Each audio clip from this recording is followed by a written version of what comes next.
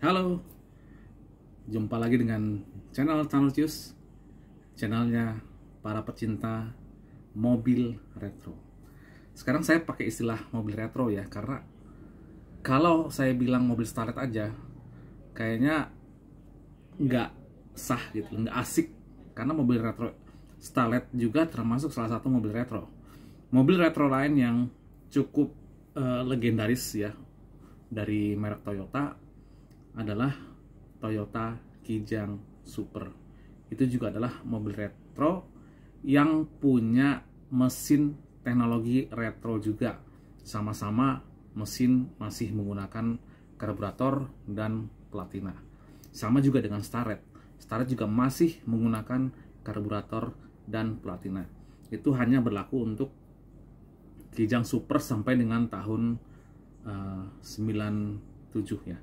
Karena 97 ke atas dia udah ada versi mulai ada versi injeksinya, kemudian beralih menjadi Kijang Innova, dan sejak itu mesinnya udah berbeda jauh dengan mesin Kijang yang lama. Keunggulan dari mesin Kijang yang lama, kita sudah pasti tahu kualitas dari mesin lama itu mempunyai bahan yang sangat bagus ya, nggak gampang jebol ya, dibanding dengan mobil-mobil sekarang. Baru overheat sedikit saja itu mesin udah langsung harus turun.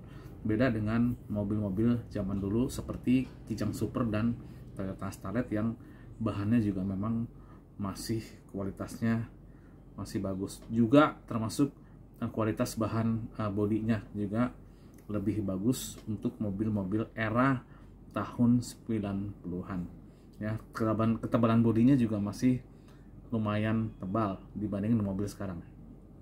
Tapi ternyata mobil sekarang dibuat lebih tipis dibanding mobil zaman dulu, itu dikarenakan ada permintaan global untuk safety ya.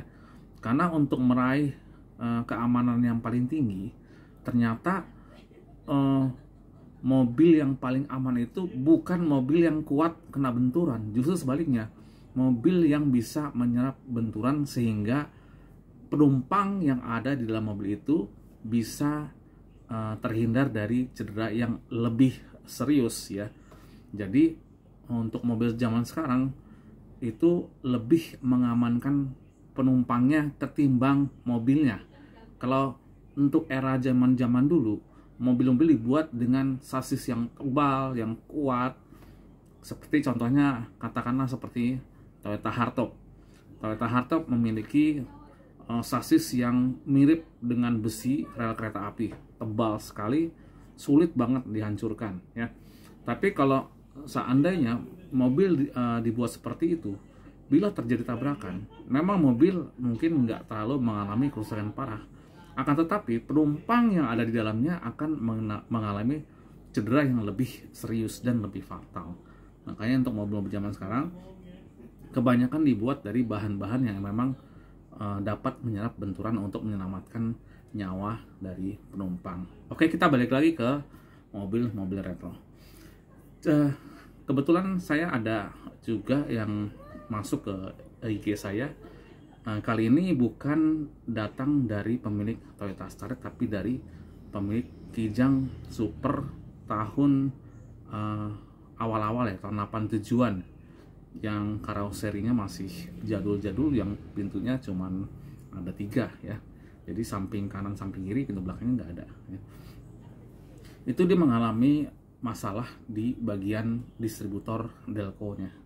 Jadi sudah kemanapun, ke bengkel manapun ya, di setel seperti apapun itu mesinnya sering mengalami nyendat ya. Jadi saat digas, terutama saat di bawah jalan, mungkin kalau saat mobil didiam waktu nggak jalan nggak akan terasa apa-apa, tapi pada saat di bawah jalan, begitu masuk gigi 1 tarik, terus masuk gigi 2, pada saat pedal gas kita tekan sekitar 20-30%, itu tenaga mesin langsung drop tiba-tiba dan langsung kembali lagi melonjak.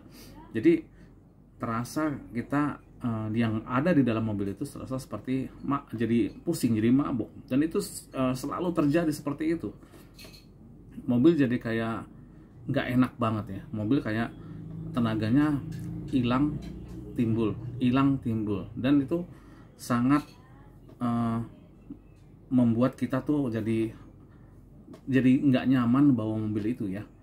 Saya udah 3 kali mengalami masalah mobil Kijang Super seperti itu. Tapi sebenarnya ini pun juga dialami oleh pemilik Toyota Starlet juga. Cuman bedanya kalau Kijang Super itu kadar dari masalah yang hilang tenaga tadi lebih parah dibanding Starlet. Kalau Starlet masih agak mendingan, mungkin karena mesinnya lebih kecil dibandingkan dengan Kijang. Kijang kan 1500 cc ya. Itu Kijang lebih terasa banget. Jadi bayangkan saat kita lagi jalan gigi 2 dan kita mau nyalip angkot di depannya. Pada saat pedal gas kita tekan, bukannya mobil malah melaju, tapi mobil malah kehilangan tenaga. Dan tiba-tiba sekitar sedetik atau 1,5 detik kemudian, itu tenaga normal lagi melonjak. Jadi kita kayak orang baru belajar nyetir, dan itu nggak enak sekali. Ternyata saya sudah melakukan percobaan, ternyata masalahnya ada di vakum Delco platinanya ya. Vakum Delco platina ini kan fungsinya sebetulnya untuk pemaju pengapian ya. Pemaju pengapian untuk Kijang Super ini saya merasakan ada kayak semacam penyimpangan atau kayak semacam cacat ya.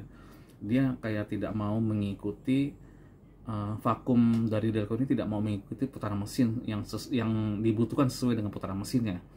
Jadi pada saat dibutuhkan vakum adventure-nya di pemajuan pengapian, dia malah justru vakum adventure-nya malah nggak bekerja, malah dia akan membuat mesin jadi nyendat parah banget ya.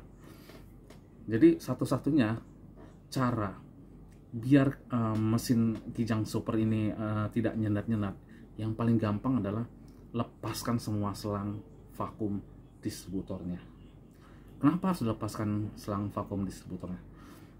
Gini ceritanya, selang vakum distributor ini sebetulnya hanya untuk memajukan pengapian, tapi dikarenakan ketidakkonsistenan vakum distributor dari Toyota Kijang Super punya, itu menyebabkan mesin jadi tersendat-sendat ya.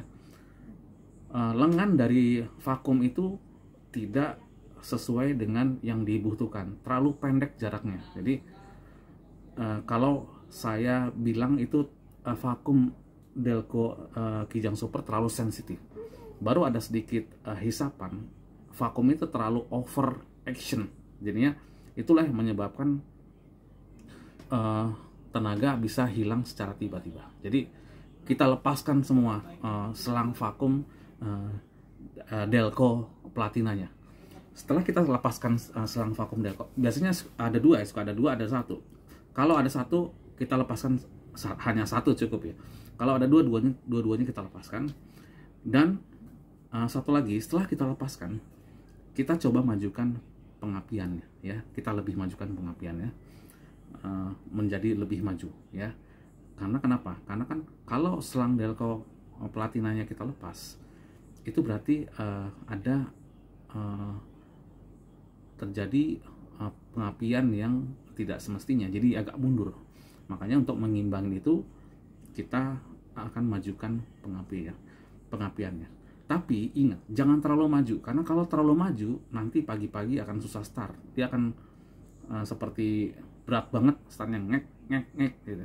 Jangan terlalu maju. Jadi kita coba terus sampai di posisi yang enak, baru sudah dapat, itu biasanya akan dapat lancar.